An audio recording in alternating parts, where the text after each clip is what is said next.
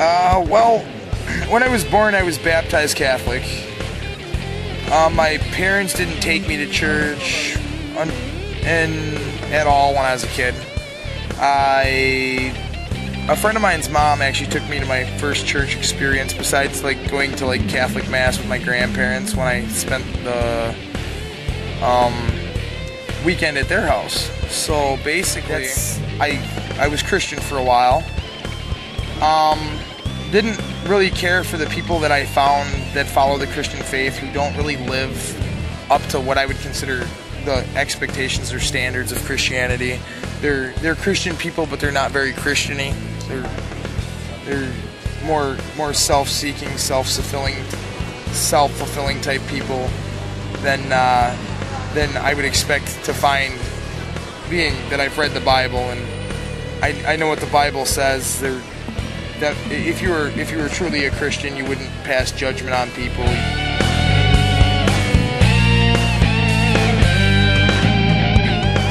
I mean, you wouldn't be self-seeking. You can, if you have extra, and you honestly have extra, it's extra. You don't need it. You don't need to save it. You don't need to hold on to it. You don't need to keep it. You need to help people. And I mean, it got in some trouble in my life. I had actually an interesting opportunity. I was suggested to read a book by a guy that I was incarcerated with. So I sent a letter out and got a copy of the book. It touched on Buddhism and a few other religious faiths. Actually ended up in a drug rehabilitation, well, not a rehabilitation program, but Alcoholics Anonymous is a program for people who believe they have a problem with alcohol, which is a 12-step spiritual non-religious program. Although most people there are pretty God-hardy. Not that it bothers me any. But in my religious faith, I sway more towards Buddhism, Native American type beliefs than what you'd call modern Christianity or anything like that. Because out of the Christian people that I've met, I've never really found people that were actually Christian or that actually lived to the standard that a Christian should be living by, in my opinion.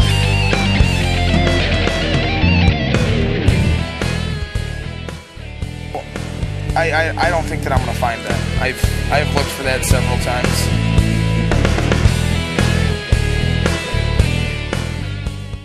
I don't think I'm going to honestly find that in this world. Well, in this world, in the state it's in. So, I mean, if there was people that lived the way the Bible told you to live, there would definitely be a difference in, not necessarily in my life, but in my belief system. I would probably still follow pretty heartily into the Christian faith. But God we trust on the paper. And there's a verse in the Bible. I can't tell you exactly where to find it. But I know it's in there, and it says it states in that Bible that humans can endure the suffering of Christ as penance for their sins, and it says that in the Bible. It says you can. It has to be justified, but you can.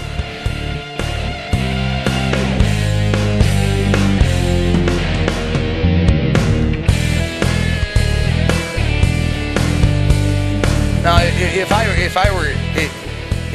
I were to suffer like that for sins in public, because that was part of the suffering, it was public humiliation is part of that suffering. If you break it down, you know, if that was the case, then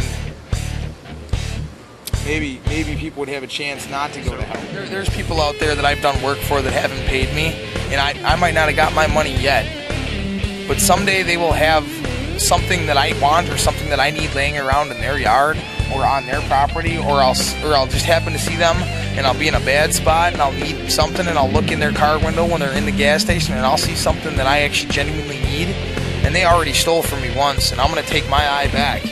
And I mean, granted, an eye for an eye and a tooth for a tooth, and everyone in America be blind. I have my belief. I believe in a way that I believe it's served me well since I started living within my beliefs and understanding and being who I am. And God or no God, if I do stand before God when I die, because there's no guarantee that I'm not going to. If I do stand before God, if God is real and I stand before Him when I die, I'll gladly go wherever He wants to send me. Because if I was wrong and He's right, and I get what I get, I have it coming. It's not like I wasn't warned.